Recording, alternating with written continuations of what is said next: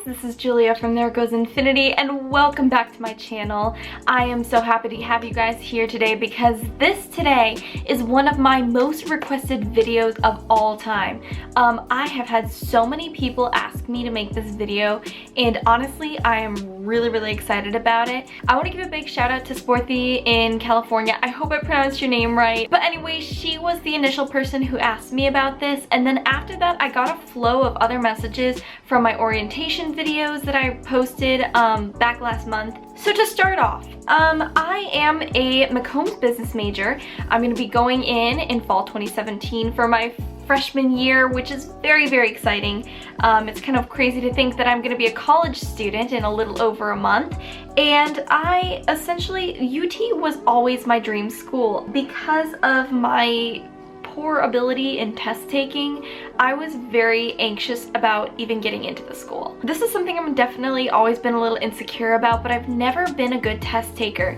I really can't pinpoint it to whether it's test anxiety or just bad test strategies that have been ingrained into my head, but anyway, it is something that has caused me a lot of pressure and anxiety in the past, and I want to help you guys out so that you don't have to feel the same way going into college. I applied to 11 other universities because I felt like I needed a ton of backup plans. I was working with a college advisor through a lot of things, and she was a big support for me.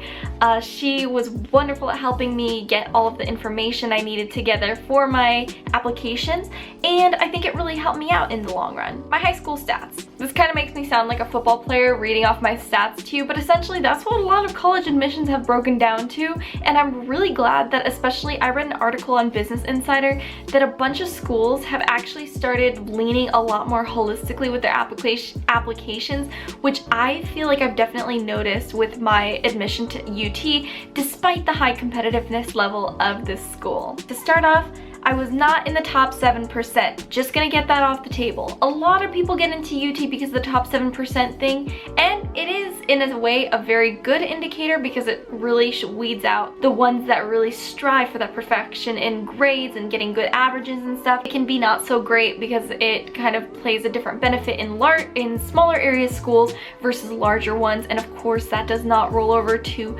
out-of-state students, which makes this exclusion kind of a hard thing to measure for them. I was more like in the top 18%, but I also come from a pretty competitive high school, so there's a chance that those two things leveled out, but of course I'm not an admissions advisor. I couldn't tell you that sincerely. My unweighted GPA sat at about a 3.7 throughout high school, and with a weighted leverage on it, it rounded up to a 4.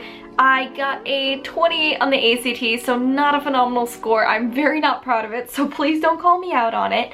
And I took 10 AP classes throughout high school, but only scored about a 3 or 4 on all of my exams that I took. Because right now you're wondering, man, this girl is unqualified. What is she doing with that UT hat on? I feel like I had really strong leadership throughout high school. I was president of my DECA chapter.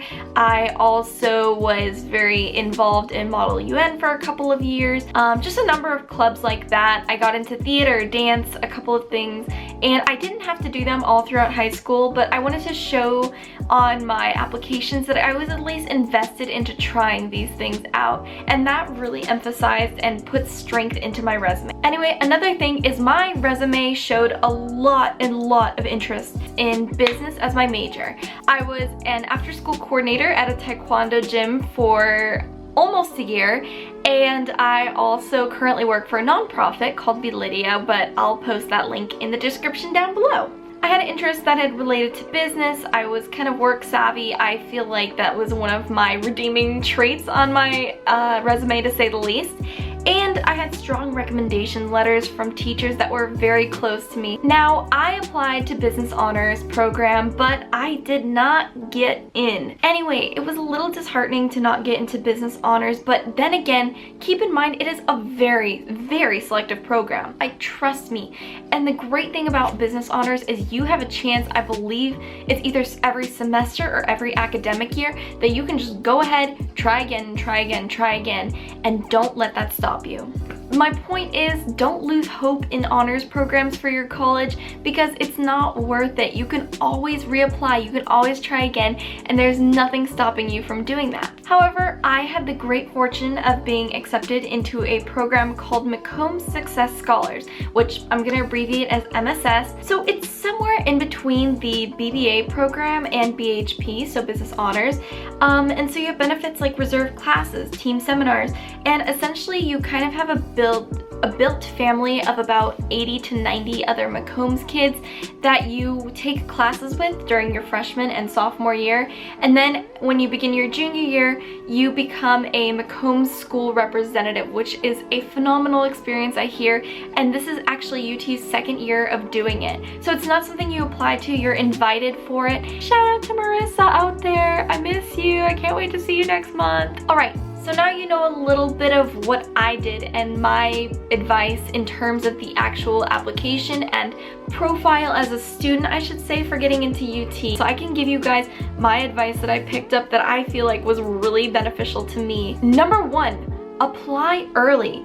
If you submit early, there are tons of opportunities that you can take to send scores, fix errors in your application, and add to things as they occurred, because your resume should be as dynamic and changing as you are. And while you don't want to overstress yourself with it, you definitely want to show the college that, like, hey, I'm on top of this, I am really determined to be here, and UT is gonna be my home. Number two, hire someone to do your FAFSA, and if you have to do it by yourself, find someone who is financially savvy in your community or area. So the reason I say to hire someone to do your FAFSA is because they are financially knowledgeable about what you need to do in order to prove to the school that you in fact need money. So they will find, I feel like loopholes is a very strong and negative word, but they're gonna find ways in your different papers, and they know how to properly fill out these forms to adequately present what kind of financial needs you have as a student. And this can help you get scholarships, this can help you get financial aid. So while I didn't have like financial aid specifically, I did receive an academic grant from UT, and I received a couple of scholarships, which is why I was offered different loans and options like that would ultimately be covered. So I'm very happy to say that because of my academic grant and stuff, I have my first semester covered at UT and many more after that. Number three, since we're talking about scholarships, try to apply for the low competition ones first. People love going for the big money ones. They love going for the ones that have pools of $5,000, $3,000, $10,000. And while it's great to get a lot of money, think about how many kids you're competing with against those. There are so many people who would love that 10 grand. And if you are a determined student, build up your resume, build up your profile, start scooping up those $250 scholarships, those $500 scholarships. Show schools that you are legitimately needing money and that you're an adequate student, that you've proven to enough people that you deserve it. Have a resume. Having a professional resume is something that you don't think about much in high school, but by the time you get to college, you're going to be starting work, study abroad, lots of other opportunities are going to be coming your way. So I think it's really crucial to build your resume now, and it doesn't have to be anything fancy. Just list some of your academic achievements, things you're involved in, things that you're interested in, or any high school jobs that you have, just to show that you have dedication and devotion to your cause as a student. Pick the major you're actually applying to. UT is cracking down on transfers every year, and they're gonna make it difficult within the next few years like nobody's business. It's gonna be tougher to transfer between majors and colleges and stuff like that than it is at Cal Poly, and that you can look up YouTubers and videos on that on your own to find out, but Cal Poly is rough on transfers. The point of panicking is totally not worth it after a certain point. You don't want to be that person that's going back and changing things unnecessarily to your application. And my final thing, don't stress out after you send out that application paper. T is very random about how they send out acceptances.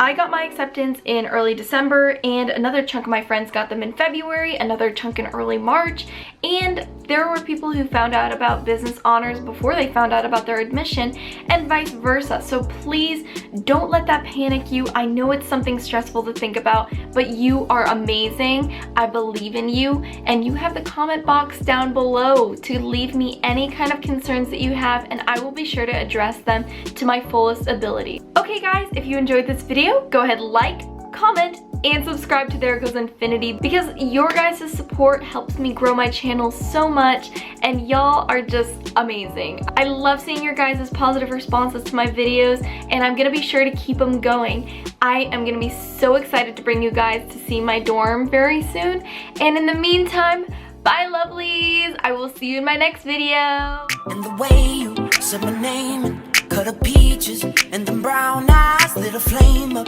that we pretend doesn't glow.